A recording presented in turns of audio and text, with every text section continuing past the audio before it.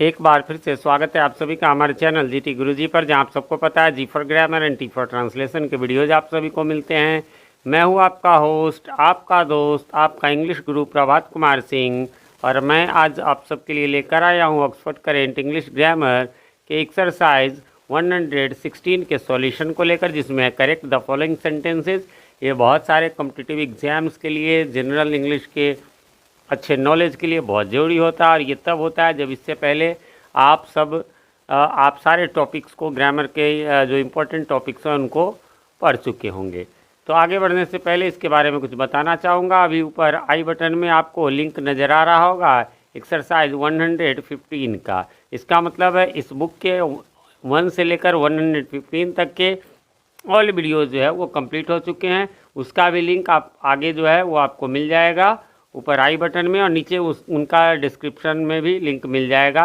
यही नहीं, डिस्क्रिप्शन में और ऊपर आई बटन में चेक कर ले, important grammar topics in English के नाम से है, जिसमें मैंने बहुत सारे टॉपिक्स के वीडियोस बना दिए हैं, और जो नहीं बने हैं वो अभी बन रहे हैं, जैसे टेंस हो गए, वॉइस हो गए, नरेशन हो गए, इन सब के जो है वीडियोज़ बहुत सारे, वर्ब्स हो गए, नाउन, प्रोनाउन, एडजेक्टिव, इन सब के, तो उनका भी प्लेलिस्ट आप चेक कर ले, प्लेलिस्ट ज़रूर देख ले। चलिए तो अब इसको शुरू करते हैं।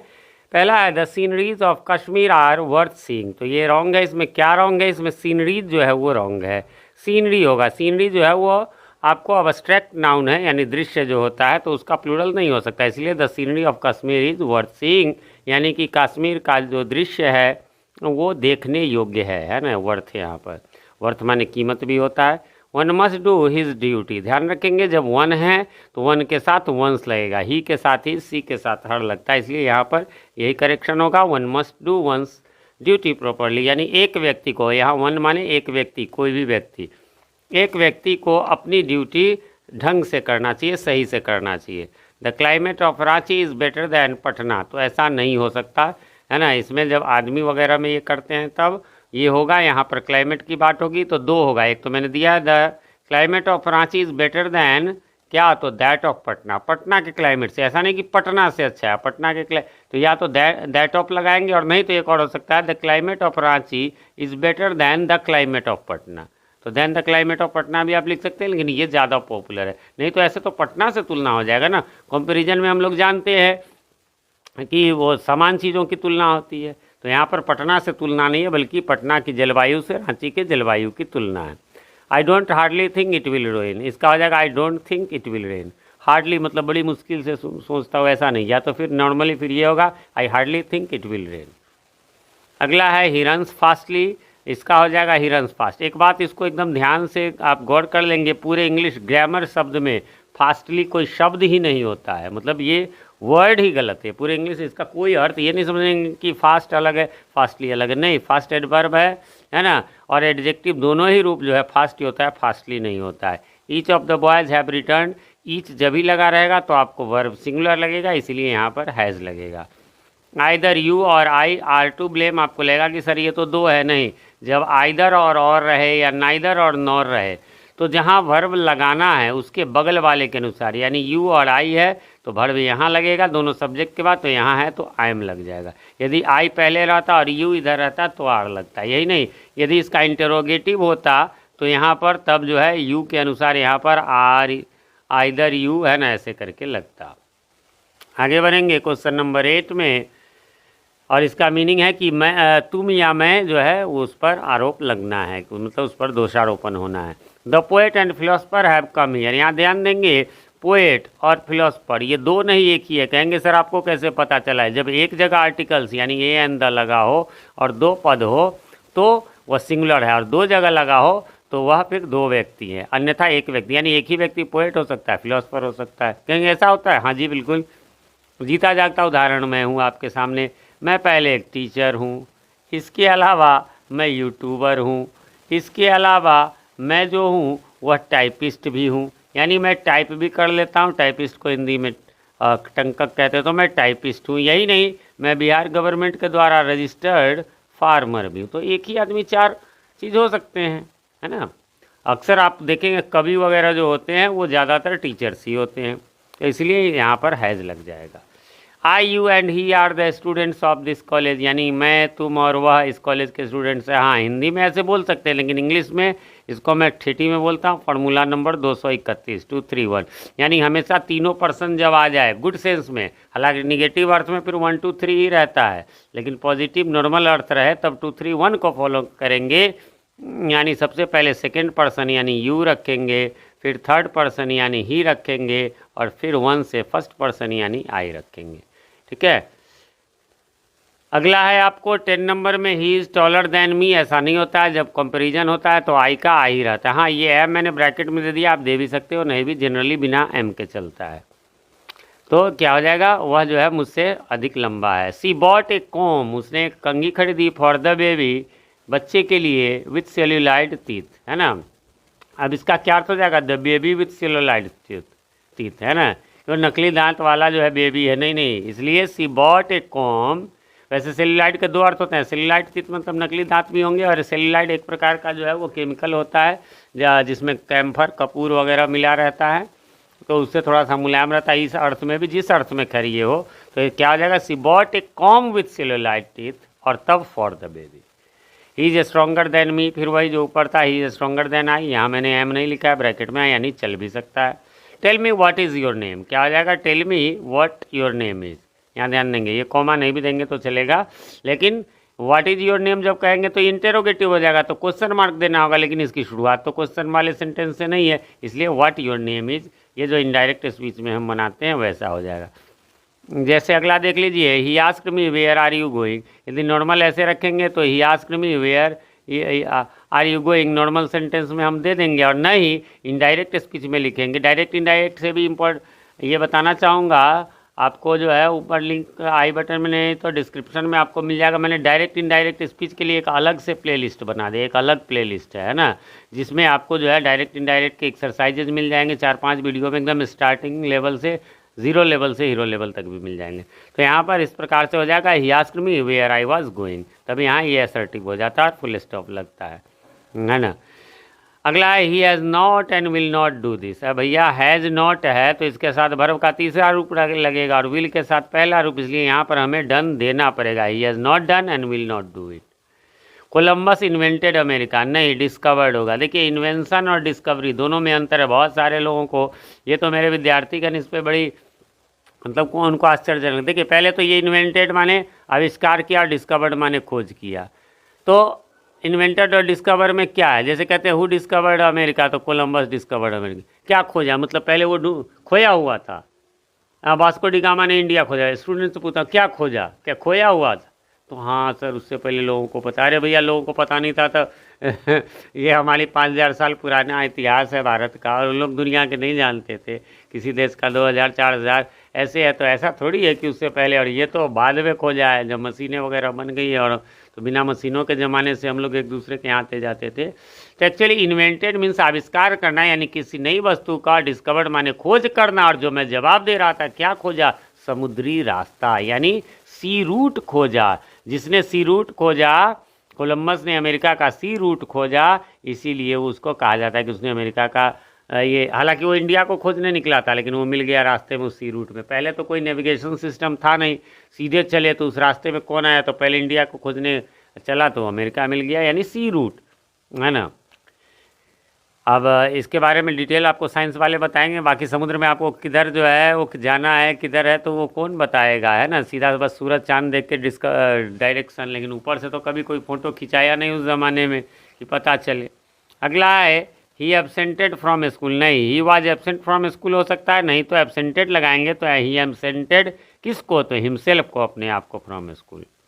अगला, in my opinion I think it is wrong. ये ओपिनियन माने भी राय रखना, और थिंक माने भी सोचना समझना, तो कोई एक ही होगा। In my opinion it is wrong सीधा लिखेंगे, नहीं तो I think it is wrong, दोनों में से एक हटा देंगे, दोनों का अर्थ राय है। This is a true fact, भैया फैक्ट का मतलब ही होता है सत्य होना, इसलिए उसमें ट्रू लगाने की बिल्कुल भी आवश्यकता नहीं है। तथ्य अपने आप सत्य होता है। आगे है, let us discuss about it. जब लेट अस हैं तो वो अपने आप जो है डिस्कस इट होगा, तब अबाउट नहीं लेगा। ही लेफ्ट द प्लेस इन हरी, नहीं, यहाँ रखेंगे जल्दबाजी का इंग्लिश हमेशा इन ए हरी होता है, यानी उसने जल्दबाजी में जगह छोड़ दिया, उस जगह से चला। Poors are always in need, नहीं, पुअर का पुअर्स कभी नहीं होता है। अंधा लंगड़ा लूला मतलब जैसे अमीर गरीब इन सब जो है ना, ये सब जो एडजेक्टिव है, लेकिन इनमें जब हम द लगा देते हैं तो ये नाउन बन जाते हैं और प्लूरल नाउन बन जाते हैं। तो द पुअर का अर्थ गरीब लोग अपने आप होते हैं, इसलिए द पुअर होगा आर ऑलवेज इन नीड, यानी गरीब लोग हमेशा आवश्यकता में होते हैं। This book is too interesting, नहीं टू मीन्स निगेटिव अर्थ में हो जाएगा। बुक हमेशा वेरी इंटरेस्टिंग होते हैं, मतलब बहुत रोचक होते हैं।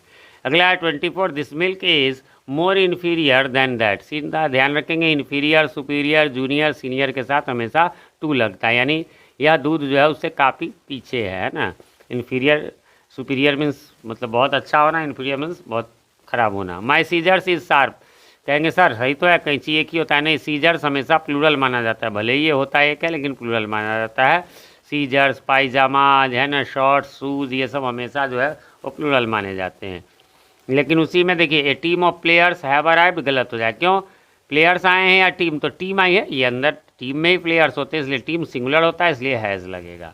ही as well as his friends are to blame, ध्यान रखेंगे इसमें एज वेल एज रहे, विथ रहे, लॉन्ग विथ रहे, है ना, तो उसमें जो है हमेशा पहले वाले सब्जेक्ट के अनुसार वर्ब लगेगा, इसलिए इज लगेगा। He as well as his friend is to blame, है ना, यानी वह या उसके जो है और साथ ही, और एज वेल एज मीन साथ ही उसके दोस्त लोग पर आरोप लगना है। अगला या दोषी हैं कहिए। He prevented me to do that, ध्यान रखेंगे ही प्रिवेंटेड मी फ्रॉम हमेशा लगेगा, और जब फ्रॉम लग जाएगा तो ING फॉर्म लगेगा doing it. He is the eldest man of my village, eldest नहीं होगा क्योंकि परिवार में एल्डेस्ट होता है, जब यानी सगे में, उसके अलावा जो भी है उसमें ओल्डेस्ट लगेगा। He is the oldest man of my village. हाँ, बड़े बुजुर्ग के लिए एल्डर्स का प्रयोग हम लोग करते हैं। अगला it is it are they, तो इट के साथ कभी आर नहीं लगा, इसे इट होगा, है ना। और दूसरा इट इज़ दे, यानी ये वे लोग हैं हु आर टू ब्लेम, तो दे के हिसाब से, यहाँ हु के हिसाब से नहीं, दे के हिसाब से आर लगेगा। ही रहता तो इज लगता है, तो it is they who are to blame, ये वे लोग हैं जिन पर आरोप लगना है ना, दोषी हैं। He is devoted to gambling, gambling means जुआ खेलना। डिवोटेड पॉजिटिव अर्थ में होता है, और डिवोटेड हम जैसे पूजा प्रार्थना पढ़ाई के प्रति होंगे, गैम्बलिंग जुआ खराब है, इसलिए he is addicted to gambling लगेगा, यानी वह जो है जुए का आदी है। Sohan is wiser than brave, ये किसी और से तुलना नहीं है, खुद से, और जब खुद से होता है तो वाइजर से नहीं बनेगा, मोर वाइज लगेगा। Sohan is more wise than brave, यानी वो जितना बहादुर है उससे अधिक तेज है। I prefer reading than writing, तो प्रेफर के साथ टू लगता है, रेफर के साथ भी टू लगता है, इसलिए हो जाएगा I prefer reading to writing, यानी मैं लिखने से पढ़ना ज़्यादा मतलब प्राथमिकता देता हूँ। अगला है 34, I advise you to go home, बिल्कुल नहीं, एडवाइस नाउन होता है, ये सब्जेक्ट है आई, उसके बाद वर्ब लगेगा। I advise you to go home, मैं तुम्हें घर जाने की सलाह देता हूँ। He dares not oppose his father, यहाँ पर जो है जब नॉट लगा तो ये हेल्पिंग वर्ब के रूप में डेयर प्रयोग होगा, क्योंकि ये marginal model auxiliary dare need और यूज टू कहा जाता है, क्योंकि इसका दोनों रूप में यूज होगा। यहाँ जब इसके बाद नॉट लगा तो ये हेल्पिंग वर्ब के रूप में, इसलिए न एस लगेगा न ईडी लगेगा, इसलिए हो जाएगा he dare not oppose his father, वो अपने पिता की विरोध करने की हिम्मत नहीं करता। उसके बाद है he talks as if he is a king, नहीं, ही टॉक्स हो गया, वह बात करता है, एज इफ मतलब मानो ही वर ए किंग, ही रहे, दे रहे, सी रहे, कुछ भी रहे, कल्पना वाला जब रहेगा तो वर ही लगेगा। ही प्लेज गुड, नहीं, प्लेज के साथ हमेशा वेल लगेगा, किसी चीज़ में अच्छा होना, इंग्लिश हिंदी किसी गेम में, तब गुड ऐट होता है, लेकिन यदि ऐसे है तो वो वेल लगेगा, वेरी के साथ वेल, मतलब वर्ब के बाद वेल लगेगा, क्योंकि गुड एडजेक्टिव है और प्लेज जो है वो वर्ब है, ऐसे भी समझिए, इसको ग्रामर के नियम से समझेंगे तो प्लेज जो है वो वर्ब है, इसके बाद एडवर्ब लगेगा, गुड जो है एडजेक्टिव है, एडवर्ब नहीं। This data is incomplete, this data are लगेगा, आप कहेंगे सर दिस है, फिर भी हाँ भाई, डेटा हमेशा जो है वो प्लूरल होता है, इसका सिंगुलर डेटम होता है। Hardly had he left then his father came, यानी hardly had he left when his father came. अगला है आपको, और he gave me a chair to sit on, है ना, क्या हो जाएगा इसका, तो he gave me a chair to sit on, है ना, चेयर पे हम जैसे sit on the bench, sit on the chair, तो इसलिए ऑन लगना इसमें ज़रूरी है। एक चीज़ को मैं थोड़ा सा क्लियरिफाई आपको कर दूँ, 39 नंबर जो है उस 39 नंबर में हो जाएगा hardly had he left when his father केम, और इसमें जो है ऐसा कुछ भी नहीं है, इसलिए इसमें यह जो है वो सही है, ठीक है। यहाँ भी हार्डली आप देख रहे हैं, हार्डली हैड ही लेफ्ट, तो hardly had he left when his father केम, है ना, सेम टू सेम हो जाएगा, इसमें कोई गड़बड़ी नहीं है। और एक और भी मैं बताना चाहूँगा, एक और मिस्टेक हो गया, चलिए मैं इसका स्क्रीनशॉट ले लेता हूँ।